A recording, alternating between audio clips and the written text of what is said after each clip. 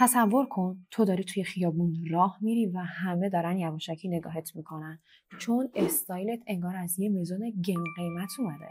حالا فکر کن با همون پولی که الان توی کیفت داری میتونی اینجوری بدرخشی. هلو لیدیز، من فلک هستم و امروز قراره 8 ترفند باحال بهتون نشون بدم که استایلتون رو یهو میبره به یه لول دیگه. اینا ترفنداییه که خودم هر روز استفاده میکنم و باعث شده هر وقت میرم بیرون حس کنم بهترین نسخه خودمم. آماده کمودت رو زیر رو کنی تا آخر ویدیو بمون چون قول میدم بعدش دیگه به لباسات همینجوری نگاه نمی کنی. مرسی که لایک میکنی، ساب میکنی، بزن که بریم. Let's go.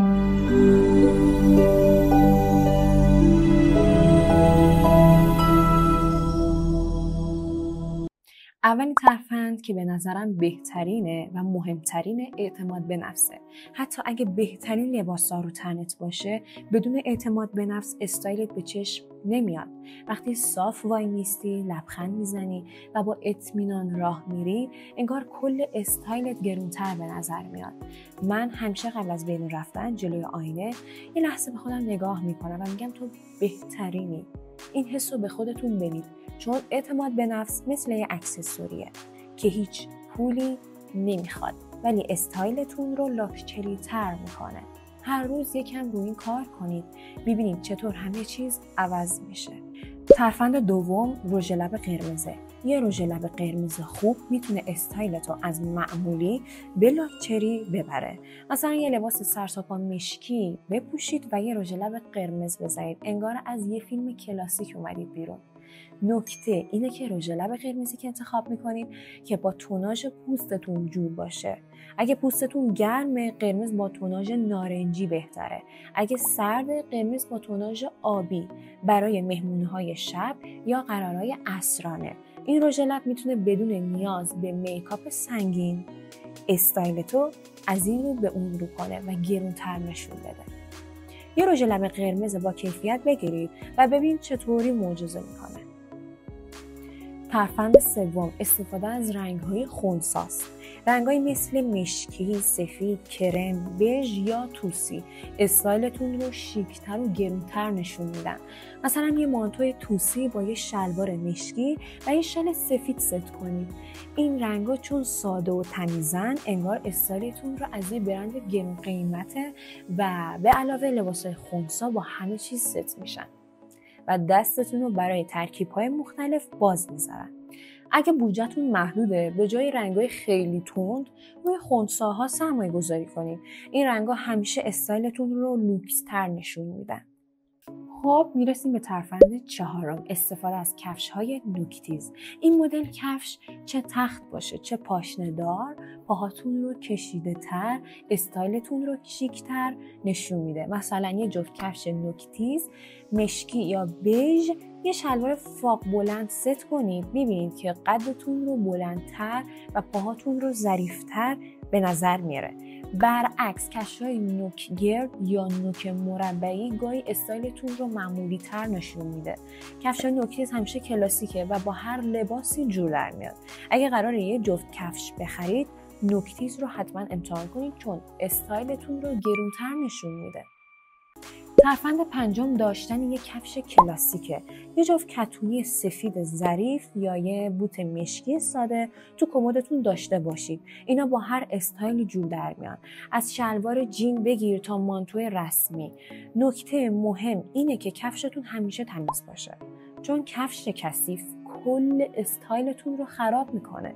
مثلا یک کتونی سفید تمیز با یه شلوار راسته و مانتوی کرم استایلتون رو خیلی شیک نشون میده.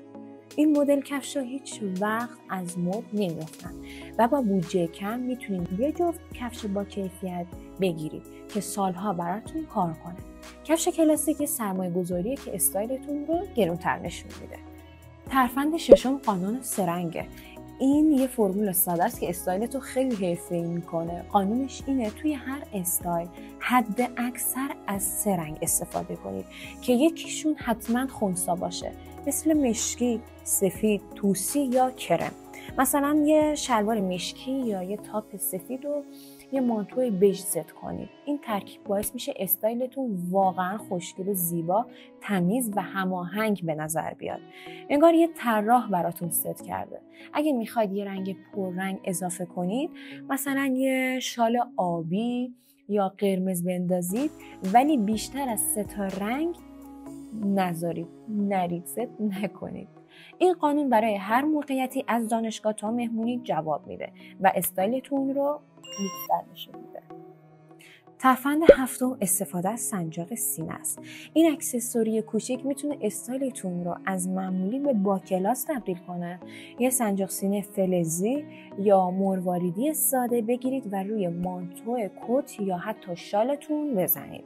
مثلا روی یه کت مشکی ساده یه سنجاق سینه نقره یا طلایی میتونه استایلتون رو خیلی خاص‌تر کنه. نکته اینه که سنجاقتون نباید پلاستیکی یا خیلی شلوغ باشه، چون ارزون به نظر میاد و اتفاقا استایلتون رو خیلی چند لول میاره پایین‌تر و بدتر میکنه. یه مدل ساده با کیفیت انتخاب کنید که بتونید با لباس‌های مختلف ست کنید.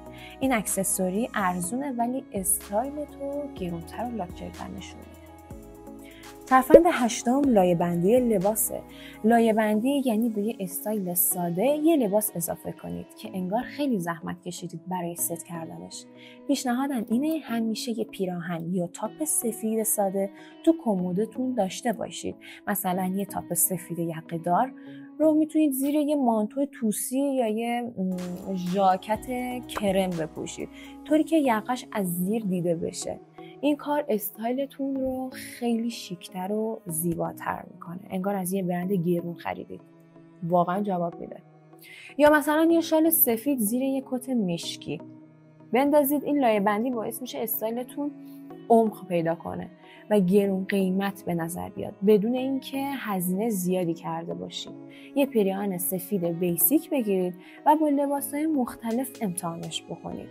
مثلا یه سری از این دورس ها که مد شده، خیلیا من بیرون میبینم دختر خانوما میان زیرش از اینا همین نکته که گفتم رو انجام دادن و یه لباس یقه سفید که میزنه بیرون استفاده میکنه و یه حالت دامنک میاد از زیر دورسش پیداست و بیرونه. خیلی خیلی لاکچری و شیکه. یعنی من خودم واقعا دوست دارم تا وقتی رد میشه تا آخر دوست دارم همینجوری نگاهش کنم و لذت ببرم. به این میگن استایل کردن. خب عشقای من، اینم از 8 ترفند ساده برای اینکه با بودجه کم استایل لوکس و گرون قیمت داشته باشیم. اینا چیزاییه که خودم استفاده میکنم و دیدم چطور استایلمو شیک‌تر کرده. حالا نوبت شماست. تو کامنت ها برام بنویسید کدوم ترفند رو دوست داشتید و خودتون برای لوکس تر شدن استایلتون چیکار میکنید.